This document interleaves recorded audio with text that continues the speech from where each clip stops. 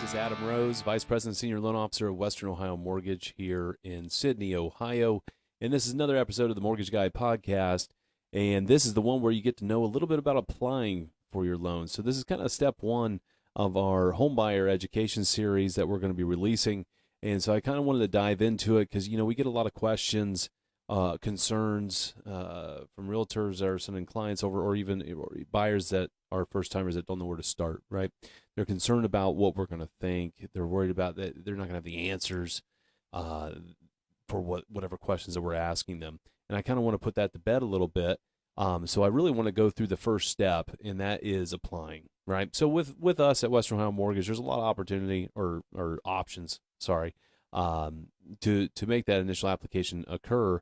So we usually do them face-to-face. We can do them over the phone. You can do it online. It's really whatever you're comfortable with, right? We want you guys to be at ease, whatever you're comfortable with the most. Obviously, face-to-face is more comforting for us because, you can get your point across a little bit easier. It's a little bit more relaxing.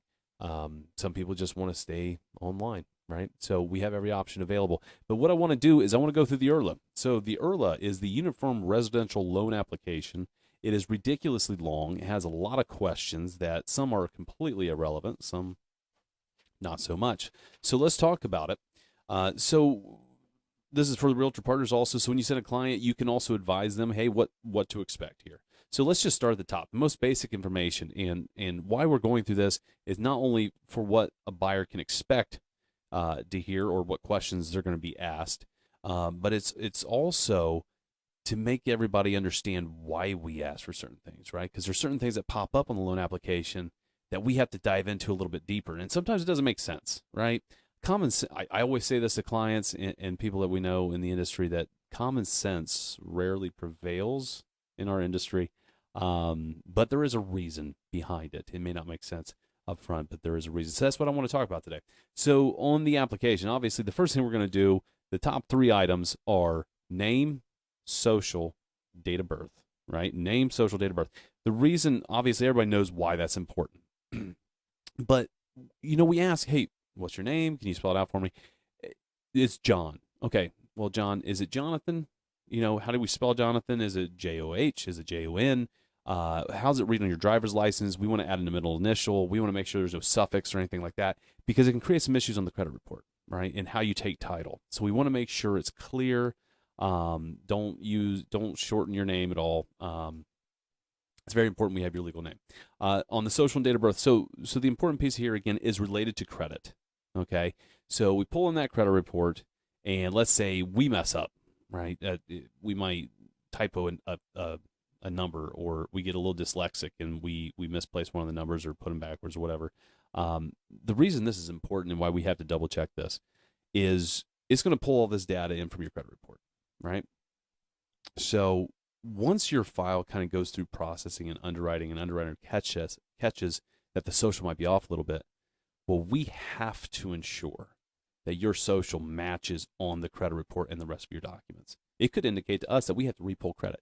And when we're in the middle of this process, that's the last thing we want to do, right? Because, things pop up. Medical collection pops up, late payment pops up, new debt, whatever it is. We want to avoid the situation. So we want to make sure that data is clear, is accurate all the way up front when we start this process. And the next piece of the IRLA is residential history. Okay, so we always collect 2 years, so be prepared for that. Now, even if you live with mom and dad in between apartments for 2 months, please do tell us, right? It's important. The reason is it's going to show about the last 10 years on your credit report where you lived. All right, so and a lot of times it's inaccurate, right? It shows that you lived up to that point last month, and it might be just because you had an old bill reporting to there that never got satisfied or something happened. And it's just the way it goes, and we have to explain that, okay? But on the residential history, the reason this is important for underwriting decisions is it can really change the aspect of a file. Okay, so let's just say you call me, we collect your information, and you rent at 123 Main Street, and you've been there for 2 years. Okay, so one of the questions I'm going to ask, hey, do you rent? Do you live with family? What's that situation look like? Let's say you rent. My next question automatically is, are you renting from family, or are you renting from an individual landlord? Okay, so let's go down First Avenue. I don't want to spend too much time on each avenue. We can expand upon this later. But so let's say you're renting from family. Well, the problem is I can't use a verification of rent to verify your rent or your housing history because it's family. They're going to tell us what we want to hear. So the only way we can use that rental history to help strengthen your file is by canceled checks or actually documenting that payment, right? So if you're paying cash, it is extremely hard to document, right? Because we have to document that you're withdrawing that cash every month consistently and you're making those payments. It's very tough. If you have canceled checks, fantastic, easy peasy. So it's very possible it can change the complexion of a file if you're renting from family. We may not be able to document that you are, in fact, renting from them or paying rent. So that comes out. So when you don't have that housing history, it may kick you into something called housing shock immediately, right? We're going from no house payment to a large house payment. So that can have an impact on your file. So that's why we ask these questions. Now, let's say you're renting from an individual landlord. So the next question is, all right, how much are we paying, right? Are utilities included? What's the situation there? How's your relationship with that landlord, right? And why this is important is we like to do just verbal verifications of rent through a third party, through the credit bureau, and they contact them. Well, the relationship's important, right? Because if you guys are on the rocks, they may not give a good one. They may say, oh, yeah, he was 30-day late all the time. So when you get a 30-day late reporting on a rent, that's the same. We look at it as the same as if you had a mortgage and you had 30-day late payments. So that's a no-go, right? So that's where canceled checks come into play. People use Venmo. We can document that. So that's why this information is important. Okay, so we can show that you have housing history. So when you're buying a home, you're kind of doing a lateral transfer. You're not going from 0 to 1,200, right? You might be going from 800 to 1,200. It does make a difference. So that's why we ask some of these questions. So moving on here, and again, there's a lot more we can go into with that. Job history, right? That's the next big one. Marital status, of course, which we're going to talk about. But job history, right? So everybody's always concerned about how long they've been at their job. I have to be there for 2 years. You don't. We want a continuous 2-year job history, yes, with no major gaps. And when we say major gaps, if you're expanding upon 3 weeks a month, then we would consider that a gap, right? What's going on there? But you can have 3 or 4 jobs. And not that I'm advising you, hey, anybody that has a dozen jobs, come apply for a mortgage. We're going to be getting this right through, no problem. That's not the case. But we want to show you there's income stability, right? You never kind of left a place and left yourself hanging for a time period where there's some question marks in your income and what's going to happen with your finances. We like to see that if you had multiple jobs, did you move up in pay or position or long-term benefits were just better? Does it make sense that you made that move? That's why we kind of ask some of those questions, and then we're going to jump right into the pay. Are you paid hourly? Are you salary? What's going on? Are you working a full 40 hours a week? Because income calculations play a role, right? We all say, perfect example, okay? Honda, right? We all know Honda. We all know the suppliers in this area that supply Honda. Well, the last couple of years, they've run into some problems with some supply chain issues, things of that nature. And so sometimes they're off on Fridays. And so if I have a newer employee of Honda, let's say 6 months, 12 months, something like that, they may only be averaging 35 hours a week or 34 hours a week, right? So having this conversation with us on what's going on at your employer is very important, because we could hop into these pay stubs and say, well, yeah, based off the information you gave us on 40 hours a week, you can qualify for X. We get your pay stubs, finally say, ooh, pump the brakes, right? This year-to-date income is just off for some reason. Can you tell us what happened? And we find out, right? And it can have an impact on what you're qualifying for. So that's why we're asking and kind of diving into these questions and some of the problems there. So let's jump into the next part of the list. So the marital status piece, okay?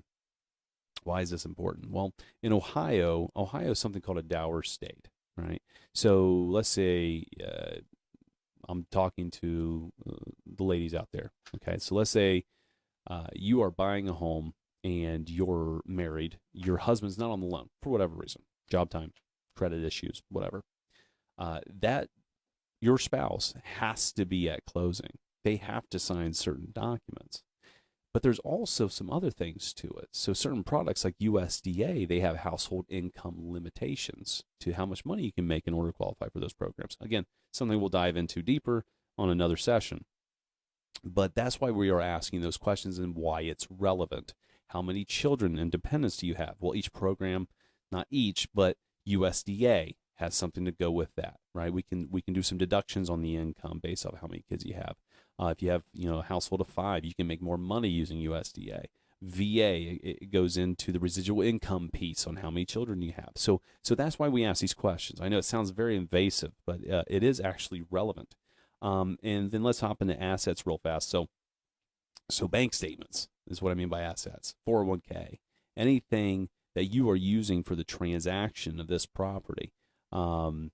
Cash, no. Okay. So I think that's pretty clear for most people. I think everybody gets that. That's a common read online. But what are we looking for exactly? So when we ask for bank statements, and let's just go with the baseline, right? Sometimes you can get away with less, but we always just say, hey, bring us 2 months bank statements, all of your accounts, right? Checking, savings, whatever. Kids' accounts, if you're attached to it. We want to see full bank statements.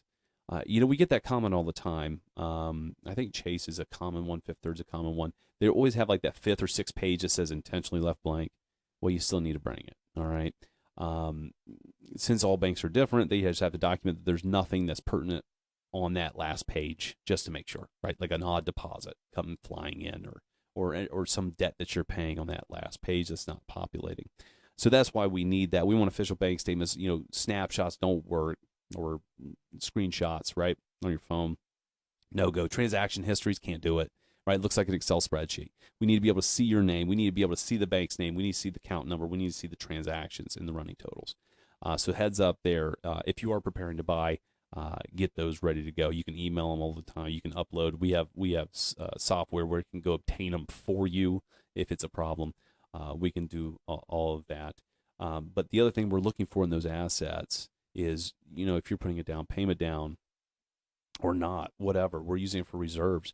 We're really searching for odd deposits, okay, which you'll hear me talk a lot about with USDA financing once we dive into that. Odd deposits can create some issues because you can't document cash, right? You can say, hey, I saved this money over the last 2 years. Well, how do I know that? We don't know. Due to anti-money laundering laws, we gotta document everything for the most part, right? So be prepared for that. Keep those bank statements cleaned up. If you do transfers back and forth from one account to another, we're going to want to document those accounts. Where's it going to? Where's it coming from? Are they yours? Is it a spouse? Is it friends? What is it? So that's what's important on the asset piece. And then the last page of that IRLA, without going into too much detail on demographic information to help out the federal government on who we're lending money to, is the declarations piece. So on the declarations, please help us out here, right? Because this can catch you off guard a little bit. Do you have any the first question is are you going to live there, right? Is this going to be your primary residence? Yes or no? On the next piece is, have you had any ownership interest in the last 3 years on the property? Okay. So again, why that is important is it could pop up. You might have a home that you inherited from a family member, or an old home that you had as investment property, something like that. Well, that could disqualify you from certain loan programs, right? So USDA specifically, you can't have ownership interest in 2 homes at the same time. So that's why we're asking those questions. Have you had any bankruptcies last 7 years? What kind of bankruptcy, right? So these are questions we're going to ask before we pull the credit, so we have an idea. We don't want to pull your credit, spend money, have those cost to you and us, and waste your time, right? So if we have some of that information up front, it's very, very helpful. Do you have any foreclosures in the last 7 years? What's going on there? Because again, that can disqualify you from certain loan programs. Are you a co-signer on another mortgage? What's going on there? So there's a lot of things that goes into this, but I wanted to touch on it because this application is pretty long, right? And a lot of people are fearful of what we're going to ask, or embarrassed, right? Because they're concerned about credit. They're concerned that they're just not going to have the answers, what we're looking for. So we just want to make sure. That's why I wanted to come on here and tell you it's not scary, right? Give us a call. We can help you out. Again, we can do it over the phone. You can do it online. We can do it face to face. It's really whatever you prefer. Okay. There's a lot more to go with this. in the Homebuyer Education series that we're going to really dive into. We're going to dive into every topic much more thoroughly, and we'll have guests. It's just me today, as you can tell. My cohort, Justin, has left for San Diego officially. So he's going to be editing from San Diego, but he probably won't be a guest with us anymore. I'll probably have Teresa on here a little bit more. We'll be diving into the Homebuyer Education series. Again, if you guys have questions, you know how to get a hold of us. All my information is on our YouTube channel, and we'd be glad to kind of guide you through this very ridiculously difficult process. I say that because it's just a lot of information and data. We do everything we can to make sure it's smooth for the client and make people feel at ease. All right, guys, that's it for us this week. Again, catch us next week. We're going to continue our Homebuyer Education series, and we're going to have some more guests. So we're going to be inserting these videos every so often. Remember to like the videos, share it with your friends, and subscribe on YouTube, and check us out on Spotify and Apple Podcasts. And we will see you guys next week.